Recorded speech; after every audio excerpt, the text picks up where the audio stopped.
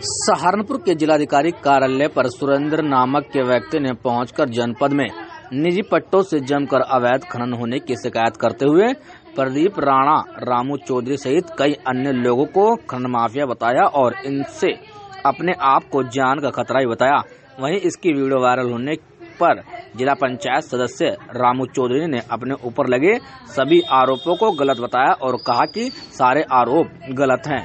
और आज एक वीडियो बाजार में चल रही है बहुत तेजी से। एक सुरेंद्र जी हैं जो ननियारी के, उन्हें एक आरोप लगाया है कि हमें इनसे जान से खतरा है, ये लोग अवैध खनन करते हैं। तो मैं उसके बारे में दो तीन बातें जो हैं मैं उजागर करना चाहता हूँ।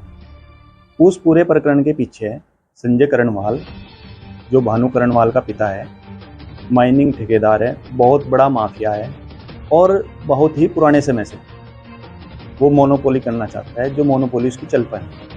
इसलिए वो ये दो चार लोग उसने खड़े कर दिए, उन्हें वो खर्चा देता है, फंडिंग करता है, कभी हाई कोर्ट भेजता है, कभी एनजीटी भेजता है और उनके सब जो वे हैं आरोप में सब निराधार मिलते हैं। जैसे ही वे शिकायत करते हैं, शिकायत में वहाँ कुछ नहीं पाया जाता।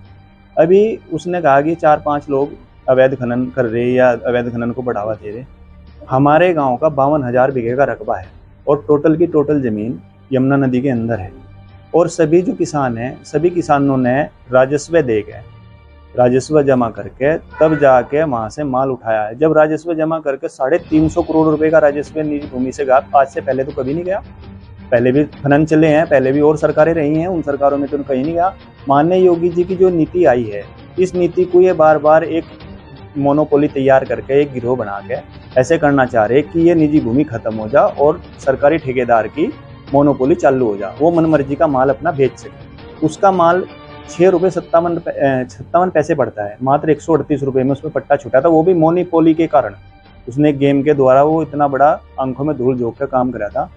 वो अपनी मनमर्जी का 25 रुपये 30 रुपये क्रेशर वाले को माल बेचता है और उससे ही माल फिर बाजार में महंगा होता है। भाई गरीब लोगों को कैसे माल सस्ता उपलब्ध होगा। तो ये जो निजी भूमि की आई थी, इस निजी भूमि से सभी लोगों को सस्ता माल उपलब्ध हो रहा था।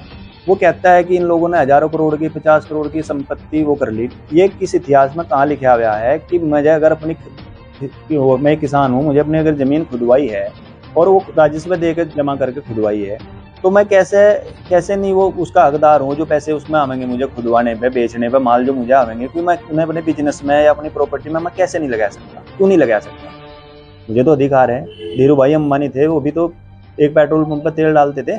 जब उन्हें अपने बिजनेस में इन्वेस्टमेंट किया तो जी जी जी सबसे डीएम साहब को दी, क्या तो डीएम साहब जी बताया, उन्हें पता जी जी जी तो आप क्या कहेंगे कि 8-10 लोगों को इसमें आरोपी देखो, और मुख्य टारगेट आपका? मेरा जो टारगेट है वो, मैं तो जो भी साक्ष्य होने चाहिए वो कहते हैं सीबीआई जांच का। सीबीआई की जांच कराने की जरूरत ही नहीं है। जो भी साक्ष्य चाहिए डीएम साहब को चाहिए, किसी को उनको चाहिए, मुझे खुद बुलाओ, मैं साक्ष्य देने को तैयार हूँ। जहाँ मेरे नाम जो प्रॉपर्टी है या जो मुझे है, जो मैं टैक्स जमा करता हूँ, जो मेरा पैसा है या नंबर 1 है या जो मेरे पे जहाँ से पैसा आया वो मैं उसके लिए बताने को तैयार हूँ। पर इसमें कुछ भी ये नहीं है, ये सिर्फ टारगेट इसलिए किया जा रहा क्योंकि हम वहाँ निजी भूमि या अपने रोजगार को बचाने के लिए, अभी कुछ दिन पहले मैंने हरियाणा के खनन माफियाओं के खिलाफ एक शिकायत की थी।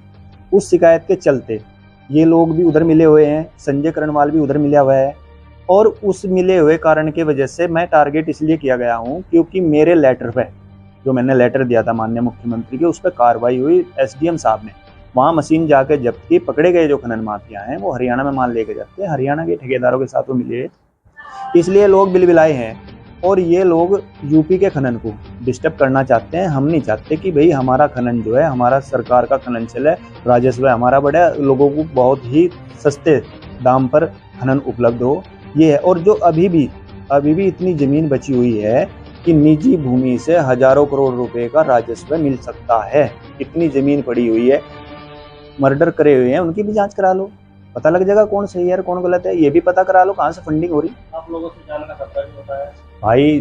मैं तो खुद कह रहा, एक जो मर्डर है, एक जो इतना बड़ा क्रिमिनल है, उसे किसी से जान से कैसे खतरा हो सकता है। हम किसी को क्या करेंगे जान से खतरा, उसे तो खुद मर्डर कर रखा है उधर। इसलिए से अवैध खनन का आरोप लगा रहे हैं, क्या कुछ मानक रहते हैं और क्या आरोप लगा रहे हैं?